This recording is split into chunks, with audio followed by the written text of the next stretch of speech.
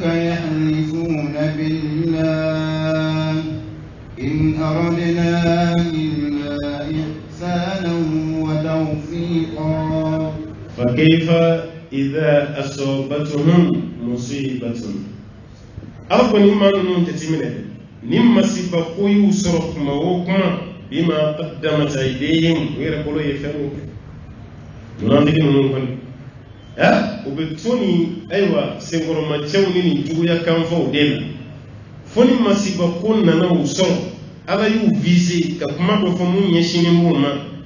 ufurabo ka woro nyema mogo ka soni ko karsaye munafiki kono bara nyeshu mafmo kuma thumma ja'uka wa qafa bisra kun yeshi kirama sallallahu alaihi wasallam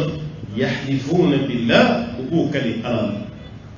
reka madon ngala do maso kalibama ko munafiki ta mashiya don konin kun ya bika Allah wallahi billahi tallah adogu kale fabe kinyana ko jiwli to do be se kale dala ko kalli bardo be yango dabla ema yali Walid ibn Mughira ala keto kala ko shi akama mutu shegi mi ko non zonina alay mangutu do fala kalli do halafin ko kalli kala ba kuno bara kalli ke bani mani ala kalli kala bani mani ibe kuma fuye dron ni asere mo wote dai le ko keto ki kalli ko bayre mo gode la ka sigay la ka mo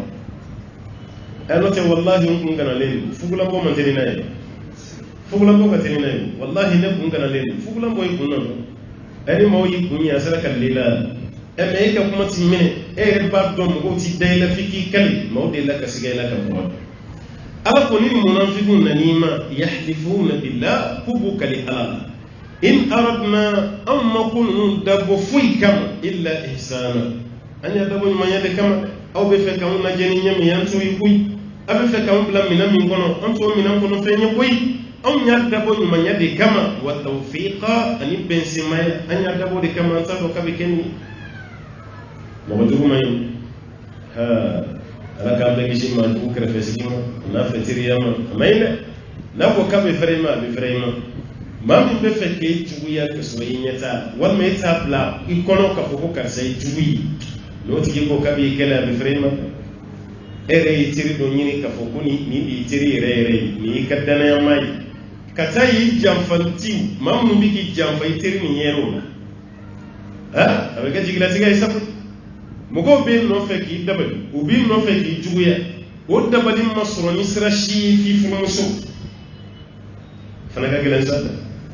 nimma furmuso kiri jamfa baye dana te tuni ha kadaka che bundo bebe jombulu furmuso hani fature muso de ni kay ko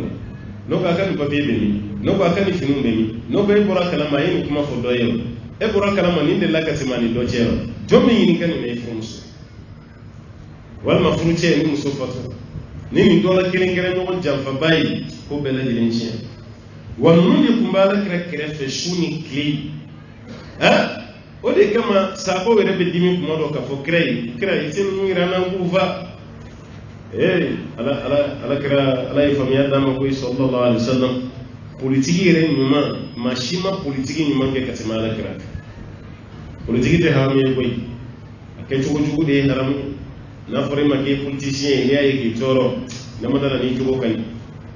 ha parce que ni politique sigi galoni na mara ni jamfa de ka alors que ma si se kam mara yere ke kanya ni politique ta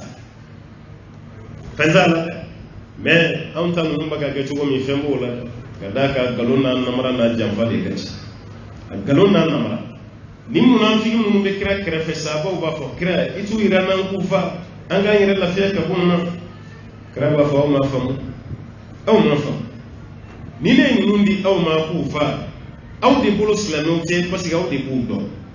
mais yoro jammo mana me ko aw bu fa uluta do kay kafru fa abe kulu nyana ka fa ka wonyo ko slamo de fa o bina fo ko mo ko re dongu ni dina na i dongu dina la ka gishi mais afla ufla ka no fa e kafri be munafiki ni slamo ni man mo nyona o to bo nyona e baga mun fa kafri ka dalay ka timo tike munafiki kafri ka dalay ka tima ada kamali do reba fo ko do kuma sila la kira ko fe ko sahaba do usara ko to sila kira ko fe ko be jahannama ko e ma fa ati chiyen bal ma ke sahaba ju ya kan iblan kuma fole ye kuma min fɔ nkalon don nkalon jɛma yɛrɛ tɛ nkalon finma sahaba si tɛ yen k'o sara alakira kɔfɛ ka don jahanama kɔnɔ o sahaba tɛ yen munafiki dɔ kɔni sara o donna jahanama kɔnɔ i n'a fɔ Abdullah ibn Ubay ibn Salul mais sahaba kun tɛ sahabaya shartu de b'a la i ye alakira ye sallallahu alaihi wasallam i limaniyara la a yelen kɔfɛ i tilara ka fatu k'i to o limaniya kan nin de sahabaya shartu ye bon munafiki ye alakira ye est ce que a limaniyara la est ce que a fatura k'a to limaniya kan bon b'a yira munafiki ni sahaba tɛ kelen i bɛ dɔw ye kuma yɛrɛ la ko sahaba joli sara alakira kɔfɛ o tun bɛ seli alakira kɔfɛ ko bɛ jahanama na tiɲɛ tɛ ko alakira yɛrɛ selila sahaba dɔw su kan k'ala k'o ka ti yafa o ma ko bɛ jahanama a bɛɛ ye nkalon ye a si tɛ tiɲɛ ye alakira selila mun su kan n'ala ko a ti yafa ma sahaba tɛ munafiki de don Abdullah ibn Ubay ibn Salul munafiki minnu fana selila alakira kɔfɛ n'u sara n'u bɛ jahanama na o ye tiɲɛ ye mais sahaba kun tɛ dɛ i kana fɛ o ɲagami ɲɔgɔn na i ka kɛ sahaba ye ni munafikiya tɛ kelen ye a bɛ fɔ maa fɛn fɛn ma ko munafiki sahaba kun tɛ o de kama ala filɛ k'u jogo fɔ ye ni tɔɔrɔ ko dɔ y'u sɔrɔ u yɛrɛ bolo ye fɛn min baara i b'u bolibolitɔ y'i kan parce que u bɛ siran ni fura bɔtɔ ye woro ɲɛma yarifuna billah k'u bɛn'u kali an ye nin dabɔ hɛrɛ de kama dɛ a kana kamanakan dabɔ k'aw bila ɲɔgɔn na ye a kana kamanakan dabɔ juguya kama dɛ u sirannen n'a fɔra jama la k'a y'a minɛ ni e ma ko kɛ ka ban i boli kun i kan ka boli dɛ mais kojugukɛla hakili sigilen tɛ a ba kojugukɛla a kɛra ma komi an yɛrɛ ka jama mɔgɔ min bɛ yen k'a bɛ ka boli mɔgɔw cɛ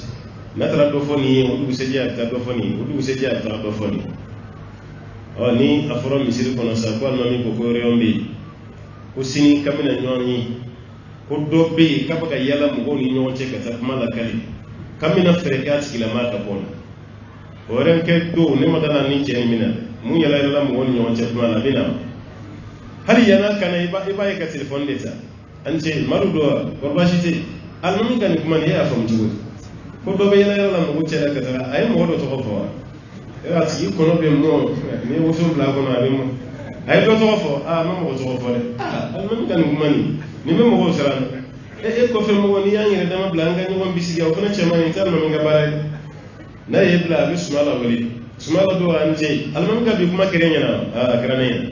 a ka bɛna an sigi ko maa dɔ bɛ yala la mɔgɔw ni ɲɔgɔn cɛ ko fo k'o tigi dɔn de ye e ye ko nin faamu cogo di ne m'a faamu cogo si la f'an bɛɛ ka se yen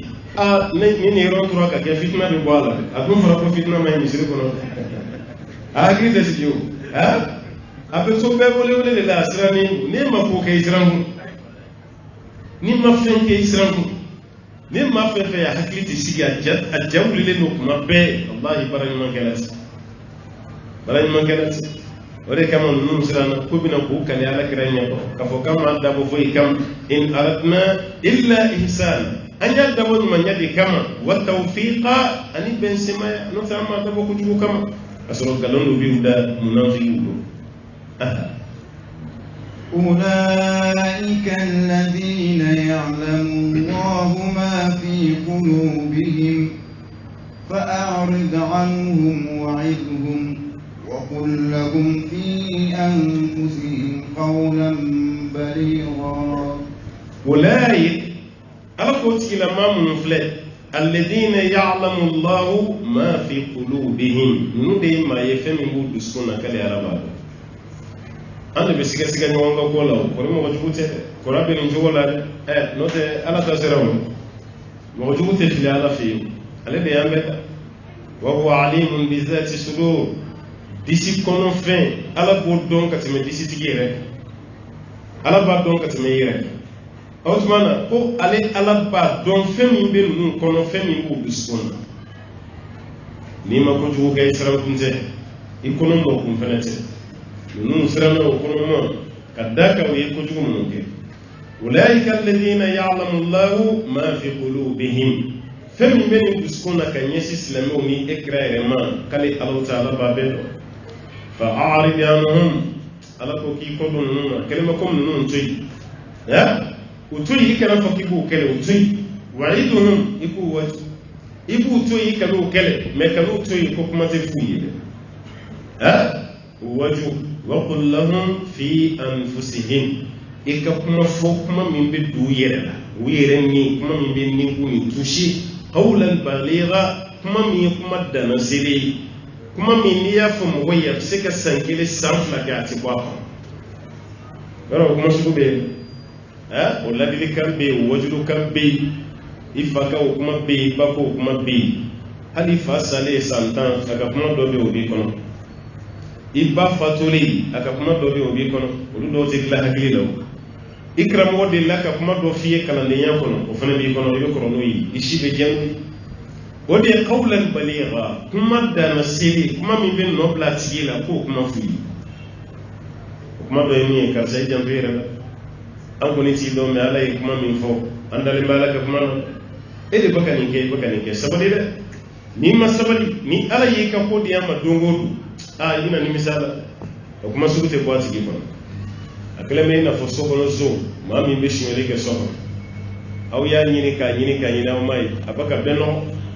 wati be wortu fo ma nyana mo were baka siga were yoro ni malangulon do be sokono ka baratu be ma nyuma were siga were la fo kele be wuli abe ninga warita moshima dundolay mashimay moshi awya dama bisinga blanyoanati jondo no sokon kore karsa de yata bisinga singa wuri nyoanati alasi gilende bi wa rebe fara aw kati gini na ka surale de yata woti gila mama na ka o ka do kono ba osiga na kira o ka barake yoro patron mi no be gen ka bo barala ka sode kali mauto ni sigisiga ni kuma chama na sina ka camera do sokonda la mo shima ba kala wal mani barake yoro ka camera do service dal o camera ere o servo be ere ka biro ko ka camera da yoro mi nyabe chela bigi surugu bele abaka surugu bele kana ni ka kesu da yoro mi ka singa doni talati ka kesu dasi mema foi ya to adu sege warin na baka warin mami ayi kali alala yoro fentala nun da fasa ka gele o be kalli do kay madiri ka kalli shi era zombe kalli min ga ni kushiri min be da koka est-ce que ali kusa min be da zon koka yo me da fali ko me ba kushi ba bla dura e ko jugu min ga be ni no fa be ta dore isna ka wole je ka sa kala do biro ko memu fiye wara mi ta kono be ta da no na ta mila model e ba dura be kalli ga ni ka kala la war su me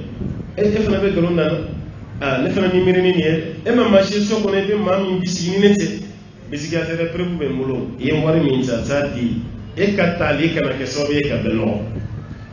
na ko abija ka galunga dro ke singa yi shi boti ko yi ma shi ira atemana teme chugo mun fe anana kesu dale chugo mina ire nya biire law ibe filibe ma ite filiere ko ima inya biire ere tenia ima teme ni srata ima kesu dale ni te wori ibolo ne di ta wori plan nola no te ndi ka ko la sebe hal no sura yo wori dun abeta juruta kan wori kelen sara parce que a jora la ka o fana be platuma kono qawlan baligha kuma mi be na dana sedin ambal make ansale Belgique anja tigige aye o kam misiri camera image do chima wati temere wi red dale be mo mina misiri kono ko misiri barakela nyman never no onzer wati mashi teke misiri kono jale bi den ka sigin tukuni kana misiri la mo be yoro luka wari black kesu kono na te servai ero de do mo be ero mun black kesu kono afale bi den e kana negeni do babu abi koli ke onungu no nega miseni abo la tigi kesu ko o koli mana sada war biye mina sa abo sama iko jege minela be jege minela tugon abo sama ko bla kuna wati ben nun ka kesu ko war baka tunu me abaka tunu tugo mina mashita fuddo mino yi camera bla misri ko ma tabo ko camera be mo min baka camera koloshi anyebe che la camera la sanfe misri be duguma lebe sanfe anana ka dayla kira ke siligelen ra doka islamiyya silin mun ti damana note ibai ka sili damana abo sili rete ke kanya abe sella be kare flo dela no soro mo tika na parce que abe fe ka doka paransi de trombi ay salam la wona me nyi shike sun ne gani babula baka warla bo dondoni abaka la bo dondoni kala bo dondoni cebe kamera la nyeba la kabara fa clara yoro mina e wara num bla kuna kabe bo misri da fa yoro mi o jigina ka bo sanfa kana ko meda ayira ke ko man na misri entretien ni fone ke ko bismillah ma ko bida kana nay ka do ke su kono ko komi mashitia eni ni flan sabana yi aladi iye wara mun ta sisa ibi jije ba bela sigi ke su kono nola natani mo na nasiri wati mi to ko jamala afana yi kale ale sura rabbi yi kale ka fembe ke kale cer la na isam kata kamera dayele kayra ngibe filibe ma be yire boni ete flire ma ha ede ma do sise ede mo siri ede teni fe kuna hali nege mi ba bolo ka dayra o yoro bela war fe ba ko ya bela dirina ko ka li jam parce que ka sutro wati wode kapsa warin ka tuyi bulu ka klakali wa nima la bomba ira bela anye ba kamera ni na ay mago chamanya misru ngono sisa mbuji hali mutu shweni samara shweni na baka mago mina ya ebi da fasa jadura bela ko kayira nikra horon ko ni yemunte ko lasi ameni mago makal itoko bina foka klaka imagita oro nasara jamana reka lube klaka futo de tiri sisa nimma sonka na nayi bro ba futo uba noro yoro bela beka kwa kala makeli o yide bule to ko chela ali musuni do bebina don ka foyi ka bara yefero ni beli bidu qawlan baligha ni belati ni bidu konna ka kuma fati kuma min bin no plati la ma duskona wala saka do ale munke bara ni mati na وما أرسلنا من رسول إلا ليطاع بإذن الله ولو أنهم إذ ظلموا أنفسهم جاءوك فاستغفروا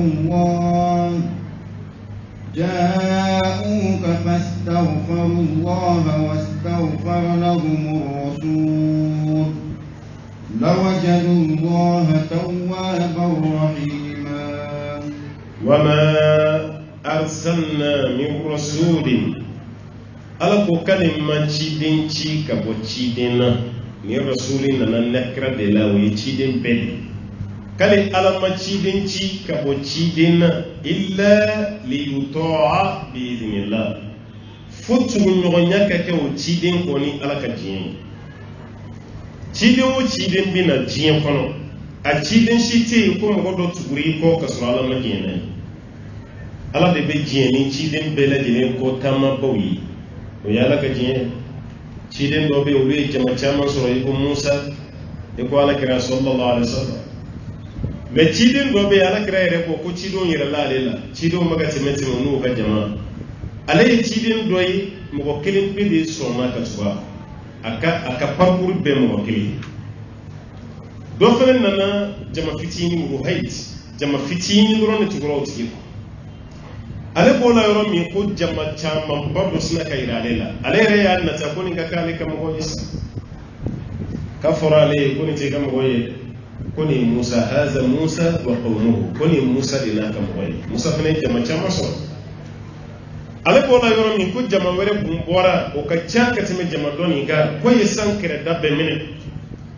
ko sisa ka forale ko ni yini ka jama yi parce que ci den shite mu ga jama ka cana la kira ta sallallahu alaihi wasallam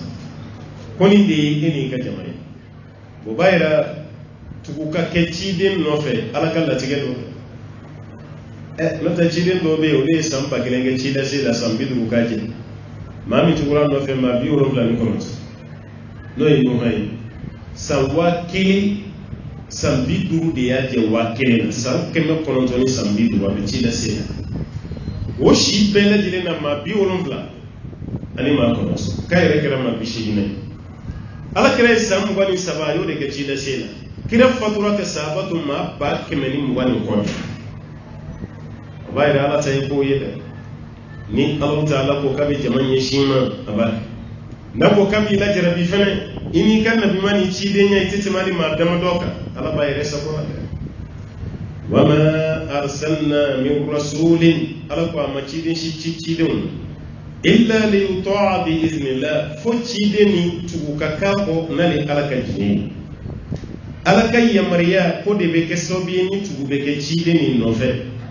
walau annahum iz zalamu anfusahum ala ko ni manu mamina wire kun tonyoke ja'uka unna ala kira muhammadu sallallahu alaihi wasallam fastaghfirullah unna ala yafayini fana be gene kana foddo ko karsala dilin yala ka yafam bashito ala wuli ala ka yafam kibiso ko fana kimse ka foddo ko karsala wuli ni bado abisrala ni katemeka ibado abe ala don katemeka ka ko karsambanyi ni fe ikala wuli ni ala ka yafam fana bela dilin miseka ala wuli ni ala ka yafam o me kisi so ko may fanati barashi ke tay ga do ke mo hoyi do la shi dana be frema ko do be ya damne balere ngam sana damne ni ebe do ere ati sigi kulu de sam abe gwada ma do njega do amza kulula fay ga ba ko kulu sam fe muri ni tara ko ne do ki ko ni ko do be minen ale re be to a kelim pedi bi ambe bo mun karama do abina ni ko kura wore ka do aka inzalina parce que shetene de bina do ala do ka fe do marasa hakila shetene kan do adama din kilina yoron kilin do daga malaka rabbi sallallahu alaihi wasallam ko kilina voyage kala ini shetene ma fla be voyage sirafe ko shetene ba wono naw kiram ma saba de sa ko de rakubi aw be kishi ka bo shetene to adama din kilima nte ka fariya fuila ikili kala jabara ikakram wa yakana to ikilin ka fariya fuila ikake jama'a siyano ya daila imununa yorodela nata ni mamu ya tedai amini kan da ale karamo yi madrasa karamo ani wajulu kala kilingiri mun be kran yala kala ro da tugle min filen ko ka kalam be da su ebe ta suro madrasa karamo ere ka sarabe be bo madrasa de ho kala ro da tugura joni binu sara agano amana wala foni tara kurwa domicile ke ka yala mu ko soko no ka dar su par semaine mais 2 semaines walma kalo kono bisa o wati konna la be kanar min dawyi aw minere am be ka kanar da nyani ikele wal musukele aka salon gono kina no kala tahiyana wal mafatiya ijan tuyere ibe se ka musu chama faranyo ka buka bashi to ujama chama wal ma ikele wal musukele be dukene malala mo ko be tanga segina be se ka fa ebe musuki wala ko kramo mangambe dukene ma do sokona illa do salon ere gono yi daw be tu klimu be blal kaw ka fatiya kala yani ka kila fatiya be ka flayi ibe jambe la ko mama ngate ka jafara ikene wala musukile ikili wala musukile sokro kana jafara ya amay shetena mantu mashima fokaramo ase na yakun fini ateni sojew me karamo ko kele mana flika ba mo go kuma min fo ani mo go ke dalu minyi wodi kadi shetene parce que ay jege pili do sura ka jofa aya jangoni wala ko suba wati be ka kalande bina jengana ma jama mbolo do reka minon da frila ko jama baka musuko fitna ani warko fitna wodi ka tuko karamo ko ma ko suba ala kan bishi ka ba bele jilin toron ala ko nu kunna nima kay yafanyi ni fe wastaghfara lahum rasul kira irfana kasoka ala yafanyi ku ye la wajadullaha tawwaban kukumbe ala so ala yitubi min masabai rahima ala taala min masabai mi maso kan shike ruire ko nya ka boni bela jelema maso ni shima ko man ala kira yafanyi wala sala ire kay yafuma kuma so shi ire bunya di bada ma den ta cinjo ni ire bunya imaso aywa ma do ka kuma imaso hali ma kala halal hali karamogo ika kalande di plasera kuma to abake ala ma feni gone di bema bebe kabayre la ki kalame no katine beka rebe kuma do fo wal ma yebe ko do ke kalande rebe do ko karamogo ga filila abi plasera karamogo fana ma ta kadimi karamogo ko rolade kalande ko rolade ifene be ala de tanu ma do sora mami ka fifi yani jugo ka fi o ya da tanu emena adare la kaba ke karamogo yete fili anga jamana ngona karamo bla gadisra al mamin be ka to sella nafila hal na kalela ko fe mo jati fariya ka lati anga jamana ngona ibala teme yoro minani salamu bla rafoni bora jona no te yale lati me ko mina ibo fay wan mamu be dugo ko nay yere bunya ma be fili kuma te qur'an hadi saudi ambe misri flami ka exemplaire madina ni makka mamu be fili ha qur'an kalana baw be fili ado yere law mafli ku pana ya kuna de aya yere be taga nyaga mu bolo be kla ko yere retrouver mais be kla ka para do ke tellement yere ma satisfait ado sana ambe fidrisi la uzayfi ko fe jonete uzayfi do angela be ya to ni ma to ma radio islamique la me baka kalankam ka kalankanye mum basiklen no uzayfi tay ya manchata ala yo no yaay ni qur'an do na bal madina misri fitri ba de marla ni safo mo mancha ani fajiri ale ko di seli marla ni seli fana comme al mami kelen ka fadda duru be seli ko tolu fe abe seli wato klakla woni wonte ani juma suratul furqan ayo dita ay aya kala kala to do la masatisfabu akuntara nyefe ka dotoi mo ko ma blasra ay de clara ka sega ko tugoni a hakli ayayi aklara ka ayata ka dafa ma clara ni sel lambe bo mun kala ma amba ka bada do se bada ko me kare ma amba ka bada parce que ale re bulu ay ayani kala kala tugo mina ale re mammi amami ya mais ni salam la ro mina ni antena dugo ma tugoni shiya fala ni bada asi qur'ane kalamba no yi qur'ane dugushi bawyi qur'ane ulu bulu tugoni ani amunu ma qur'ane dugushi kelen zete la kelen zete qur'ane dugushi la nyuma na yi mo ye ka qur'ane kalan kalan tugo la mun ta kalan tugo nyuma yi akele ma ko mi yi pinye de tuwa ate la fiya ba wala de mi yere kalan ke na pa na kelima kuna hala munu be ko fe na ma gwa kalam iba yere ka siga ko tugo ni ka ta ta furo do ni na kana no ta te la fiya hal na clara c'est le clip be kuna farfa le mak ani kele yo anti kili o bayra da ma de te bonya film ikere tugo tugo ile film wa ma min te mo lamme e de be to film ka fo ikala ne wal me president ite mo lamme e ministre ite mo lamme e de almami be be sran ka ta ko mai wal mami ban fe yan ati yibe film ko fe mo go be chie me machi jati fare ya ka fa ni fili yare kana mini domina sa ba fo mo way mona mam blasra ne jonde jimina be fili kasura le reka comportement ne mo blasra ni ma ya bina kisa do kono wala saka hakili dam imam malik ude la kana maliki ni ga kiri dola mo go mimbe ni funsa ce ya roba la muso ya ba hakito be kuma da ce ya ba la muso ya ba do dan tuko la be ke ce ya bi muso ya bi una na maliki ni ga ko maliki mo mi be ni ce ya bala muso ya ba no man sa fatura o ka cinye kla na mena cinye kla amo ti fara muso de kan wal ma ba fara cinye de maliki ma de ga ne kitabo ko karam ko ba imam maliki madina be ya wonti maliko kai takana yani doni je mi hakil mun no masrala ne nun tara yoro mi na don maliki do na ka kitabu ce ayata na karamu wonta kan kirin yini amai ate kan yini kitabu ko na amai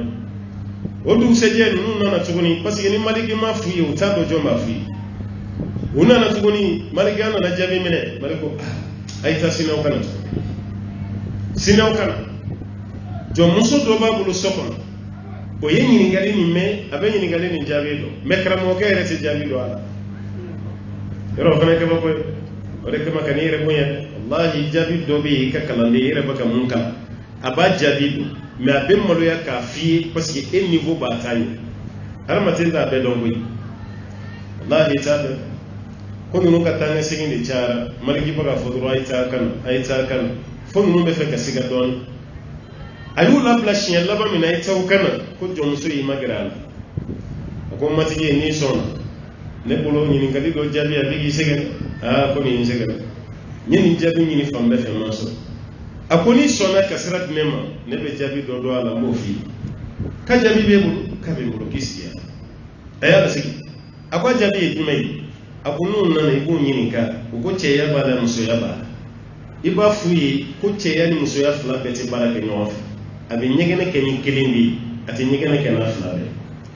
ibu nyini ka no sura bi nyegene ke ni che ya de abi fara chewu ka chinyeta de na ba ke ni muso ya de o tuma abi fara muso ka mai jone ni jabi di marigini no muso mo mi redde ka fa jati bin te ko no era ko me ka baragela diga baragede yoro am bana banse ma yega ci manga baragela ekram ko baskile ga dogo no doka ni nyiringa furusa ki koreana ni mam ni shire nya muso furusa est-ce que avec furusa yo e dona hadisat be ko may kay fembe ke e ko mo ma ay tawkan shiya sama ulu na wona ay tawkan e ga barakela mi rabbi hadi ta to yoro dutigi chamo be ga barakela re ta to tel mamu jeti mo ye ala tu to e be do dro ka wuri he walma barakela walma muso na me ka foko barakela re to ko yini barakela be do ko so ko ka ko ta to parce que atanga programme ko o barakela dinga singa na te kan kramo komi nun nana yin galimina ni mase ka jabi ne de la ka jabi do mala de ta tun ko fi esi anga bi wakati la ebe tando barakela makako fi ebe ni fone ebe sali ka fati ala hali ka qabla ni bana ebe sala e joni kibna ni ne deme jabi la ta ambe jama kuna ka alamre alo ka tibe fem do don wallahi ta akana tige bela wallahi mo do be furabu bolo hali anga furafi furani nyuma iba yanka barakela do bolo anka barakeden do bolo to pusela do bolo ena ka contacti ya ma be boro mi kan ibi kono dai le limi kai afina ba bi ma ibe fara bolo meni kra wara iti fe ma ka gerele bi jamai bala moloya afina be tanata maliki kai re majigi de ya to maliki ni doniya soro ka farata me am bi kra mo ni re majigi tama o de kama doni chama be o bakata kanda an kan ka ni bedi mine ka faranta me telma ire kunya bana karsa tise ka ngala karsa yi joni kabina limma korba ne be kalana ni mina mufoni itasu huna ne ya faram arabu ka talindo bi qul la tanzuru ila man qala wanzuru ila ma qala kum mo min ya fo kanu la jere ay femi fo la je no so di chinye ka klene no ko mene mati basanuna kabine no bana kota alaka hakili mandam ala kunu kun zona kata ala kira fi ko kale ala ya fanyini ala kira fene kai ya fanyini ni ala fe uyi la wajadu Allah tawwaban kubali ala surali ala yitubi min masabai rahima ala yihine masabai ame bitabla wati se no kuruna kuso kayni musabala fi ala ka sigida wayra maka hera wakani ala ka zamati laka dimedom Allahumma salli ala Muhammadin wa sallam tasliman kathira alhamdulillah amal ma ke ko ka afara Allah ne da ti mana da darsu ti mane chrétien be chrétien pratiquer rere kuna ye bagan kantiye ibse ka sugudu ka dun fora tuguni ni mami dina bagan fara ni ma bismillah fo ko bagan me tu fay kuni flabe fara no ka tuwati bismillah fo li o benini islamé de fefo islamé ni bagan kantige walma kantige to e ba ko bismillah Allahu akbar walma ni dana bismillah damam ni bagan kantige bashita ike to ka bagan kantige ni nyina ima da ba kamar bismillah fori nyina ni yo bagan kantige fene bashishito mali sabba be ka fo islamé to be wasake islamé bulu ka bagan kantige hal na ma fadda la ko bismillah ko bashita wadi sanan kene ko yido ay fudi islamé ta daba kama abada bagan kantige to ki baga bismillah ibe bismillah fo wajibi de no te ka so be tu fay mo o kiri mi flo be bol islamé de ka chrétien no fala absika ke chrétien ke to la ka bagan kantige afana bismillah fo parce que anu be jele do ala la problème tout la ala ko la afana be bismillah fo ala be bismillah fo c'est que o bismillah fo fo tu go verela nuni on ba fo tu go no tikeli o ay bismillah fo ama bismillah fo ekte unyi ete munyi bagan kantige chrétien ire doa ni chrétien ire da falimbal ibi ka baga sugu nyini bashishita ala balma mun be Europe na Amerique sugu nyini be gelo ma dola parce que amba ndiaye ameta sugu sa sugu la n'importe comment que tu vas faire yan ndiaye ni kalitikal parce que bambe kuna mun baga baga no fa ka ba islamé hal no sura teti wode bambe kuna ya sega ditala gele atala on fait mais ni be Europe walma ni be Amerique ibe boucherie mun walma kan mata shon mun be ni bo ye anga slemo te sugo sa be kono abe sebe damu no ko halal ulu ba sebe ne damu no ko halal u be sugo sa yeni kadaka way halalai u baga mun fara ala jati kama wali kuma do lo halala ko fana problem be do ala an balmo yo fana fa yaba kadaka do be islamere te ibai o basu ko kapiti dala ko halal wala sa islamo be se kala sani ku fe jubom Allah buru mun kalama abu tui mena ma ko fen kalama na yo ta bashi to parce que sura ko chamman padi be ni jamana no ko bambiri ki be ero ko kusuma sura kan chamman be islamo be bagan fa ni islamé ere takabulo ere parce que hal no sugo ka gere ni yo bagan sugo sa ko utiliser o de kam sa ka tumi sikale non parce que ni chrétien yi fen fa ni jifu ya fa o sugo duni be ni do islamé mais chrétien ni ka chrétien yi toy ata appliquer jifu nga jifu ya yi toy amma ko ta barala o lu ko tere mun tay o ba bara de ke o korote kam ga chrétien daga o korote kam ga yahudiya daga no fana tigre ala yɛrɛ de y'a fɔ kuranɛ kɔnɔ k'a fɔ ko maa minnu bɛ yen ni kitabu dir'u ma k'olu ka fɛn fagalen u ka fɛn kantigɛlen ka misiri ko ni ala yɛrɛ y'o daga an ye o tuma na ni fana y'i baw ma o kɔrɔ ala ka ayiwa fɛn dagalen dɔ i yɛrɛ fana y'i baw ma gɛlɛya n'o tɛ baasi kɔni t'a la ala k'an bɛ sɔn o ma waaleykum salaam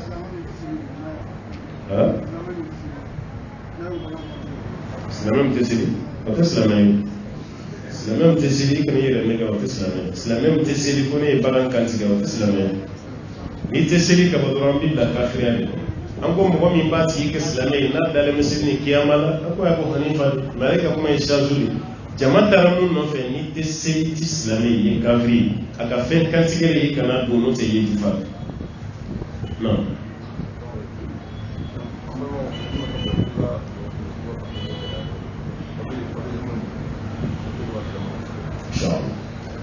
An balima minnu bɛ kɔfɛ k'u ka dugawu ɲini de yan k'an ka dugawu k'u ye papiye ko la wa papiye ko gɛlɛyalen don kosɛbɛ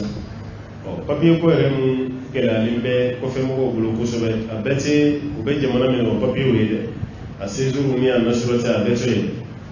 maliyɛn yɛrɛ bolo dɔ tɔ la mali nina yɛrɛ ka kɔfɛ i ka faransi séjour ɲini bi a ka nɔgɔn ka tɛmɛ i ka nina yɛrɛ sɔrɔ tɔgɔ la an balima minnu bɛ kɔfɛ u sɛgɛnnen don mɔgɔ caman de ka papiye dati bannen don a dɛsɛlen don ka papiye yɛlɛma parce que nina t'u bolo u dɛsɛlen don caman ka passeport yɛrɛ dati fɛnɛ bannen don u dɛsɛlen don ka na fɛnɛ u t'a dɔn u b'a yɛlɛma cogo min ci fɔra faamaw ye sa ka dɛsɛ explication sugu bɛɛ kɛra hali kunso ka ɲɛmɔgɔ de la ka bɔ télé la ka kuma mais o bɛɛ la kɔfɛ mɔgɔw man'u wele a bɛ k'i ɲɛna ko ka kasi o ɲɛji la n'i taara kɔfɛla ninnu na jamana caman b'a ka ɲɛmɔgɔ tanu mais ne yɛrɛ ka taa jamana la ko jamanaden filɛ ka mali yɛrɛ faamaw tanu ka ambassadeur tanu karisa bɛ wuli n'an kungo ye hakili t'a la dɛ hakili t'a la fo n'a kɛra an taalen min kɛra Bruxelles an taara fɔ ambassade fɛ yen tiɲɛ na an ye mankutu ɲuman kɔni mɛn o la mɔgɔw y'o tanu kosɛbɛ ka d'a kan a bɛ wuli a bɛ maliyɛnw kungo kɛ kosɛbɛ kosɛbɛ an y'o ye ɲinan fɛnɛ hiji min tɛmɛna maliyɛnw ka ambassadeur bɛ Saudi a bɔra fo ji de a nana hijidenw bɛɛ fo hôtel fɛnɛ kɔnɔ ka tila k'a fɔ ni gɛlɛya fɛn fɛn bɛ yen ko k'a f'a ye a taara an bɛɛ fo